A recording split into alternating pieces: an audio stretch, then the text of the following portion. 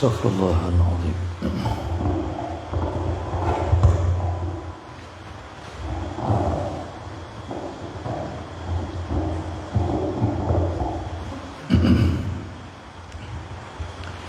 Ila hadratin Nabi al-Mustafa Rasulillah sallallahu alaihi wasallam, syawal billahi lahumul Fatiha. A'udzu billahi minasy syaithanir rajim. Bismillahirrahmanirrahim. Alhamdulillahi rabbil alamin, arrahmanir rahim, maliki yaumiddin. Iyyaka na'budu wa iyyaka nasta'in, ihdinas siratal mustaqim, siratal ladzina an'amta 'alaihim ghairil maghdubi 'alaihim waladdallin.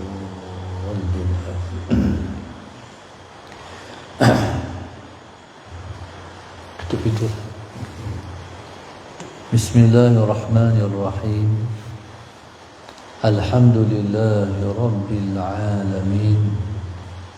Wassalatu wassalam ala abil qasimil amin wa ala alihi wa sahbihi ajma'in.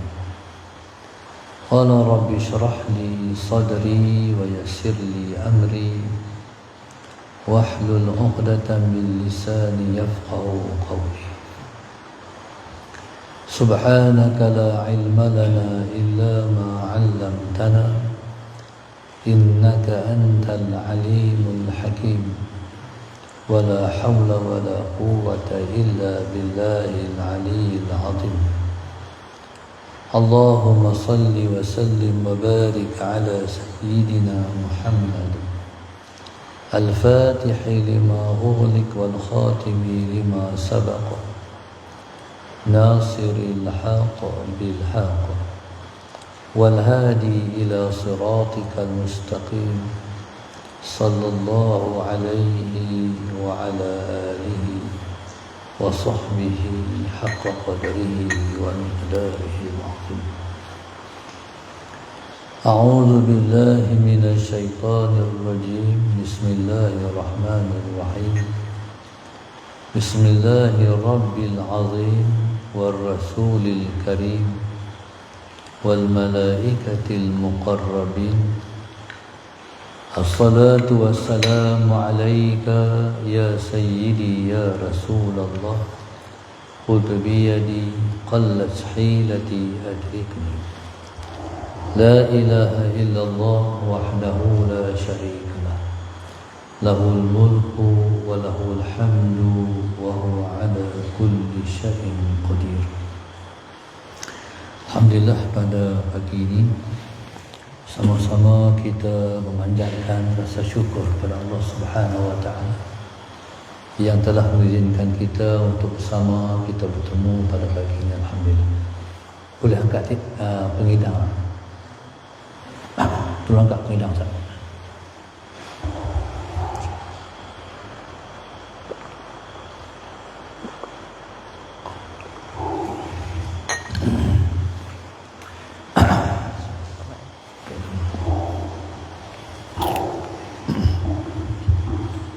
Terlepaskan ni sakit linga.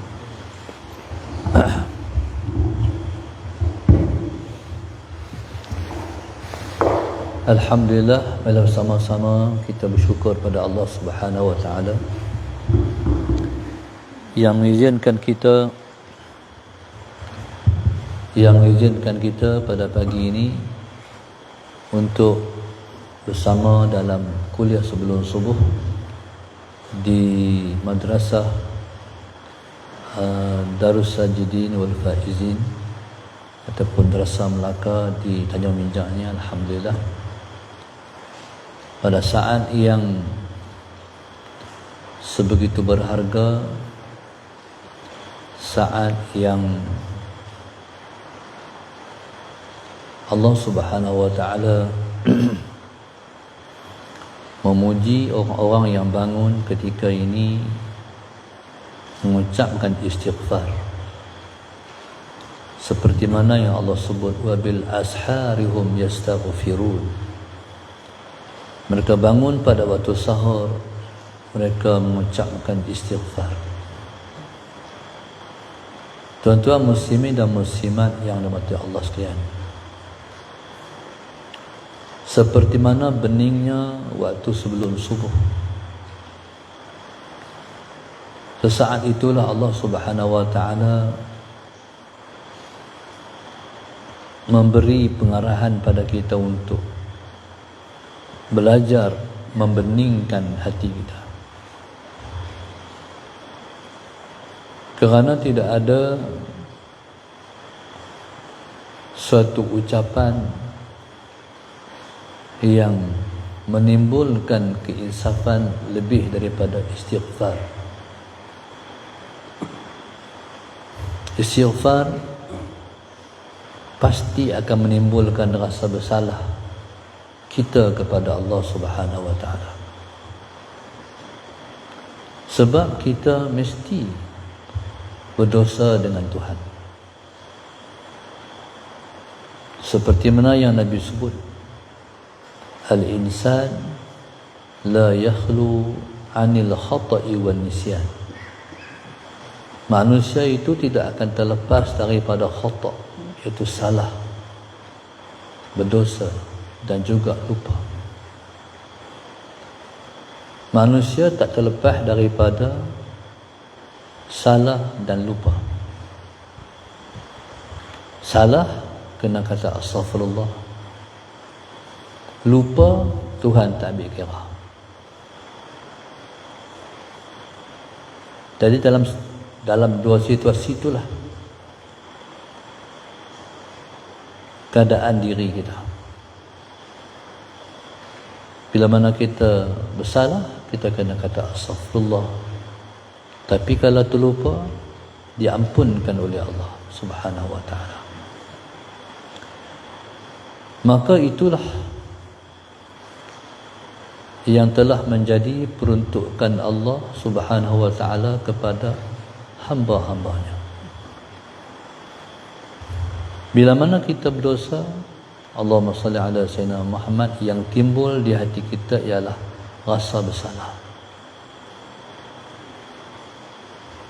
Rasa bersalah itu ialah rasa yang selayaknya kita rasakan sepanjang masa, detik dan ketika. Kerana ia akan membuahkan kebahagiaan jiwa. Begitulah Allah Subhanahu wa taala telah menjadikan kita dosa demi dosa kita buat. Walaupun kita cuba mengelak macam mana pun untuk tidak berdosa, pasti juga kita berdosa. Sebab Allah Subhanahu wa taala nak bagi ataupun nak suruh kita kata astaghfirullahal azim. Astaghfirullahalazim ni hendaklah didahulukan dengan rasa menyesal di atas dosa. Barulah kita kata astaghfirullah. Allahumma salli ala sayyidina Muhammad. Anak-anak ni apa ustaz, kena biasakan mereka ada catatan. Biar beli buku tebal tak apa. Buku tebal. Hari ni Tok Guru mai, Tok Guru mana mai tulis hari bulan, tulis bismillah dulu. Bismillah dulu. Lepas tu barulah tulis tarikh hari, catat. Biar mereka jadi orang yang nampak gaya sikit nak mengaji. Ni bukan boleh apa, tak tulis apa. Biasakan mereka macam tu. Biar buku tu habis, ganti buku baru. Esok bila mereka biasa mencatat, nanti mereka akan jadi ulama. InsyaAllah. Amin. Jadi tuan-tuan muslimin dan muslimat mata Allah sekalian, begitulah Allah Subhanahu wa taala menjadikan kita, bagaimana kita nak membahagiakan diri kita. Kebahagiaan diri wujud bila mana kita rasakan kita berdosa. Merasai diri berdosa itu ialah kebahagiaan jiwa insan.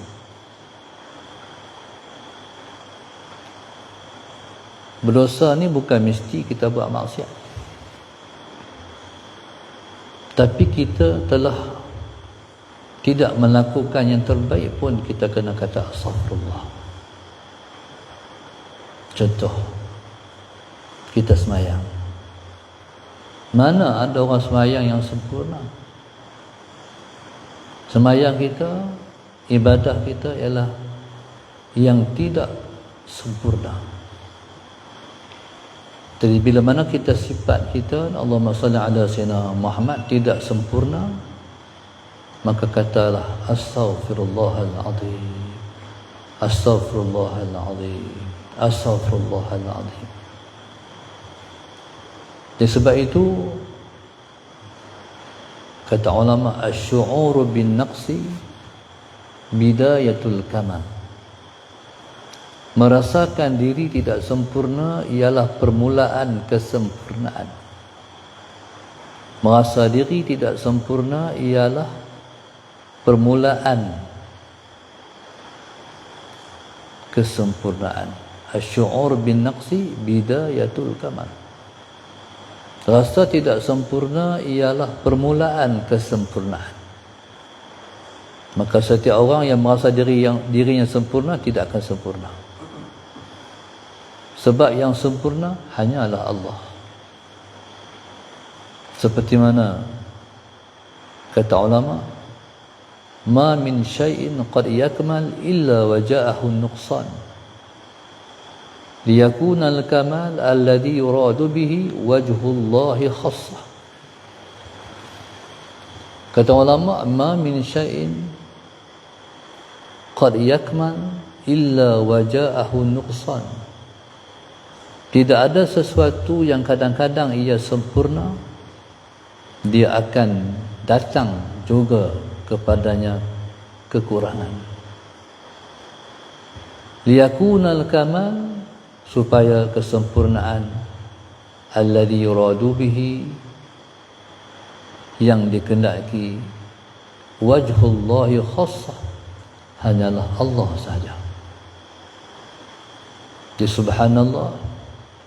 Maka perasaan-perasaan ini perasaan yang wajar disuburkan. Merasa diri kurang dan merasakan diri tidak sempurna, sebab kita nak mengejar yang maha sempurna. Maka bila kita bercakap tentang kebahagiaan jiwa, rasa tidak sempurna itulah kebahagiaan kita. Sebab rasa tidak sempurna itu ialah rasa kehambaan. Bila mana kita rasa perasaan kehambaan, di situlah terletak kebahagiaan jiwa kita. Allahumma salli ala sayyidina Muhammad, sebagai Nabi kita sallallahu alaihi wasallam beristighfar dalam sehari 70 hingga 100 kali sehari. Allahumma salli ala sayyidina Muhammad. Dan sudah pasti dosa Nabi ataupun kesalahan Nabi yang menimbulkan Nabi beristighfar bukan seperti salah dan kesalahan kita, tetapi ialah istighfar yang timbul daripada Nabi rasa kurang. Macam mana? Dia perasaan ingat pada Allah Subhanahu Wa Taala ni dia kadang-kadang kuat, kadang-kadang dia melemah. Kadang-kadang dia kuat, kadang-kadang dia melemah. Kuat itu bukan usaha kita. Lemah pun bukan usaha kita. Kuat Allah bagi, lemah Allah bagi. Tapi di atas rasa kehambaan tetap kata astaghfirullahaladzim. Maknanya pengakuan kita terhadap kekurangan kita tu, pengakuan kita di hadapan Allah terhadap kekurangan kita. Sedangkan kita tak mampu untuk menyempurnakan diri kita dan hati kita. dan kita juga tidak mampu untuk sebaliknya. Semua itu ialah perasaan kehambaan. Jadi setiap kali terlintas kelemahan diri, kehinaan diri dan sebagainya, jadi sebenarnya disitulah kebahagiaan diri kita. Allahumma salli ala sayyidina Muhammad. Contoh, kita cuba nak baiki diri kita. Kita cuba mengamalkan setiap yang kita belajar. Macam mana sekalipun kita akan terlepas daripada kebaikan-kebaikan yang kita azamkan untuk kita istiqamah. Contoh, kita tak bangun qiyamul lail. Bila nak bangun qiyamul lail, Allahumma salli ala sayyidina Muhammad, semangat. Sehari, 2 hari, 3 hari, 4 hari, 5 hari, 10 hari, seminggu, 2 minggu, 3 minggu, ataupun sepanjang tahun lah nak buat. Pasti ada satu malam kita tak bangun. Kalaupun kita bangun semua, tapi ada satu malam kita tak bangun. Nah, tu cara kita nak istiqamah. Pasal apa Tuhan bagi macam tu? Sebab Tuhan nak bagi tahu pada kita kesempurnaan aku yang kurnia. Hampa tak akan mampu nak melakukan sendiri. Tapi di pihak diri kita kena ada azam untuk istiqamah. Yang selebih dan berbakinya serahkan kepada Allah Subhanahu wa ta'ala. Sesaat Tuhan bagi kita bangun, kata alhamdulillah. Sesaat Tuhan tak izinkan kita bangun, kata astaghfirullah. Tu ya. Dan kita tak mengatakan selain kita kata apa dosa aku. Kita tak kata Tuhan tak bagi tu. Kita kata apa dosa aku yang menyebabkan Tuhan tak bagi.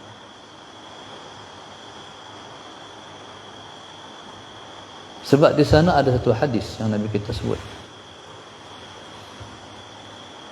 Innama yathqalu qiyamul lail ala man athqalathul khataya. Hanya saja qiyamul lail itu berat kepada orang yang banyak salah dengan Tuhan. Sebab itu bila mana kita nak berqiyamul lail, kewajaran kita ialah sebelum kita tidur selesaikan masalah kita dengan Allah. Apa masalah dengan Allah? Iaitu semua dosa-dosa kita. Astaghfirullahaladzim, astaghfirullahaladzim. Katalah berapa kali pun sebelum tidur. Sebab kita nak bangun menghadap Allah. Allahumma salli ala sayyidina Muhammad. Sebab kita nak bangun menghadap Tuhan. Maknanya Tuhan dia tak bagi sembarangan orang bangun berbaris bersama dengan para awliya seluruh alam, bangun sebelum subuh berqiyamul lail. Sebelum subuh ni ribuan awliya diri di hadapan Allah, teriak tangis mereka di hadapan Allah, bermunajat di hadapan Tuhan. Kita hak tak wali ni bangkit juga, duduk di celah-celah munajat mereka, duduk di celah-celah doa-doa mereka. Sedangkan kita siapa? Jadi subhanallah, Allahumma salli ala sayyidina Muhammad. Maka sesungguhnya Allah tak bagi kita bangun di samping orang-orang yang suci itu kalau kita belum menyucikan diri kita. Maka tidurlah dalam keadaan bahagia selepas merasakan kehambaan diri. Sebab kalau kita tidur dalam keadaan jiwa dan hati kita bersih, Maka itulah yang disebut oleh ulama, qad yudrikul arifu fi firashihi ma la yudrikuhu fi salatihi. Kadang-kadang orang arif itu, masalah Sayyidina Muhammad, mendapat apa yang tidak mereka peroleh dalam sembahyang mereka. Kadang-kadang seseorang arif itu mendapat di tempat tidurnya yang dia tidak mendapat di tikar sembahyangnya. Faham tak? Tidur ni satu perjalanan. Satu perjalanan kerohanian. Sebelum tidur ambil wuduk dulu, bayang sunat, taubat dulu. Sebab kita nak masuk ke satu alam namanya alam rohani. Alam tu berkunci. Dia ada password dia. Kalau kita tak bersihkan diri, selama itulah kita tak akan masuk alam rohani. Alam bahagia tu. Allahumma salli ala Sayyidina Muhammad. Jadi subhanallah, kalau kita dah masuk, kita nak masuk lagi.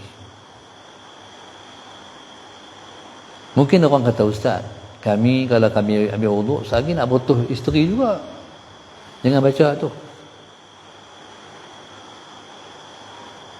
Sebab bagi orang yang berjalan, bagi wuduk sebelum tidur, batalnya ialah jima'. Jadi selagi mana kita tak berjima', maka wuduk kita itu valid untuk satu perjalanan kerohanian. Allah Sayyidina Muhammad. Subhanallah. Maka amanah ini ialah untuk orang-orang yang namanya salikin, itu orang-orang yang berjalan kepada Allah Subhanahu wa taala.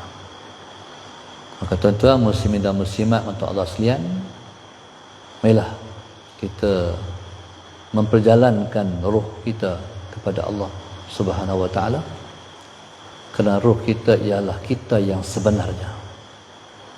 Jasad ni bukan kita betul. Jasad ni bertukar ganti. Esok dalam kubur esok kita berjasad lain pula. Di hari kebangkitan esok kita bukan kecil macam ni dah, kita dah besar pula. Berarti kita berjasad lain. Sehingga dalam syurga esok insya-Allah itu lebih baik dan lebih indah dan cantik, kerana alam syurga alam yang nikmatnya tak pernah berhenti dan terputus. Nikmatnya ialah nikmat yang berkekalan sehingga bila-bila. Tapi roh kita tetap yang sama. Allahumma salli ala Sayyidina Muhammad. Dari Allah Subhanahu wa taala mencipta roh kita waktu di alam roh hari itu, sampailah kita menjelang ke alam perut ibu, sampailah ke alam dunia ni. Jadi hatulah yang nak berjalan meningkatkan diri dan merasa bahagia tu. Bahagia bukan di jasad, bahagia ialah di hati.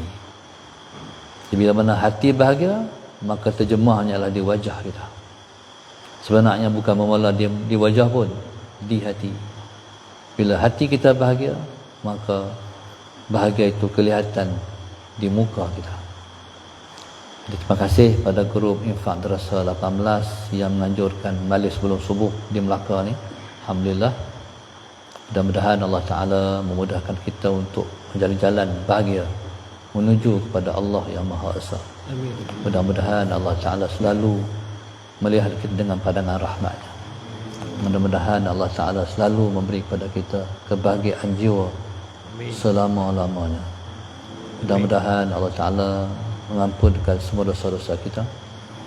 Mudah-mudahan Allah Subhanahu wa Ta'ala menjadikan kita sebahagia-bahagia manusia.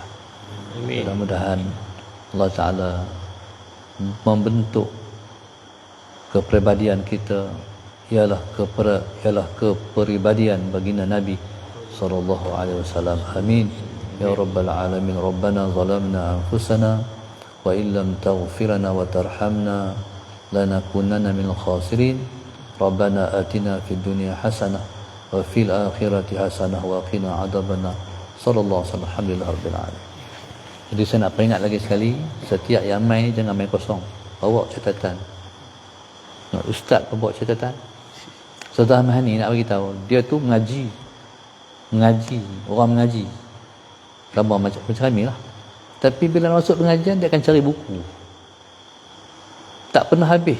Cari buku nak tulis. Tapi siapa kita tak mau nak jadi orang yang mengaji. Dia mengaji ni dia Nabi kata kun aliman au muta'alliman au mustami'an au mustami'an au muhibban wala takun khamisan. Jadilah kamu orang alim. Kalau kamu tak jadi orang alim, jadi muta'alliman, orang yang belajar. Kalau kamu tak jadi orang belajar, kamu jadi mustami', orang yang dengar ayat.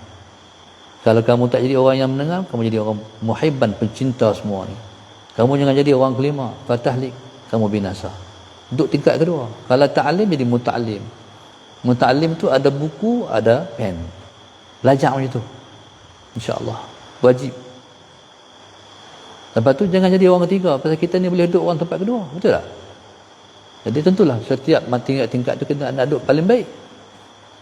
Jadi bila kita main majlis, kita tulis, jadi kita menunjukkan kehambaan diri. Jadi kalau tak tulis nampak macam kemahiran. Ni macam tok guru, ni macam tok guru, macam tok guru. Tok guru pun tulis. Jadi insya-Allah. Jadi moga-moga pada hari ini jadi peringatan pada semua, sama ada yang depan ataupun yang dalam live, belajar menulis catatan ilmu. Ilmu ni dia macam binatang buruan. Al-ilmu kas-saidi. Ilmu seperti binatang buruan. Kalau kamu tangkap, kamu tak tulis, jadi dia akan hilang. Masalah semua. Jadi faqaid thuyudaka bil hibalil wathiqah. Jadi masalah Sayyidina Muhammad, ikat buruan kamu dengan ikatan yang kukuh. Apa dia maknanya? Catat bagi elok. Jangan catat pakai pen dakwat. Nanti kalau kena ayat dia hilang. Salah Sayyidina Muhammad. Jangan catat dengan pensel. Semua tu hilang. Semua tu mengurangkan berkat. Jadi bila mana kita catat, nanti 20 tahun akan datang kita akan tengok balik. Umur 13 kita ngaji. Tulis. Jadi kalau kita tak catat, tak boleh ambil umur 50 suruh tengok tu. Boleh tunjuk kat cucu kita, ni kami mengaji dulu. Ni Tok Wan mengaji dulu. Tok Guru Tok Wan mati dah. Jadi bayang, jadi catatan ni pergi mengaji bawa. Jadi ustaz nak amanah pada anak-anak yang ada ni, mengaji sampai ada 1000 Tok Guru. Boleh? Kalau kamu tak catat, kamu nak tahu mana kamu ada 1000 Tok Guru. 1000 Tok Guru. Baru jadi ulama. Jangan ada seorang ustaz kita. Bagi banyak ustaz kita, Tok Guru kita. Daripada umur 13 sampai umur 60. Tulis. InsyaAllah. Allah subhanahu wa ta'ala alam.